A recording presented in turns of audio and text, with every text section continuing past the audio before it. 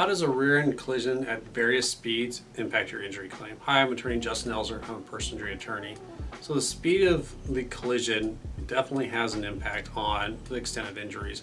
Not always. There's a lot of things that go into play in determining injury, and some of it can be how you were in your seat at the time, where you kind of leaned over, were you rear-ended 100% square on, or was it kind of a weird angle? Did your car spin out of control? So a lot of those things can impact your injuries. And a lot of that is because of how the vehicle reacts and how your body reacts within the vehicle. And so that's going to determine your injuries. But obviously a car that hits someone at 50, 60 miles an hour is most likely going to cause a lot more injuries than somebody at 2 or 3 miles an hour. And so it's always important to know that regardless of the speed, you should always get checked out by a doctor so they can evaluate your injuries, because doctors don't look at pictures of the cars to determine injuries. They do x-rays and MRIs, and they do motion tests and things like that to kind of see what type of injuries you have, the extent of your injuries.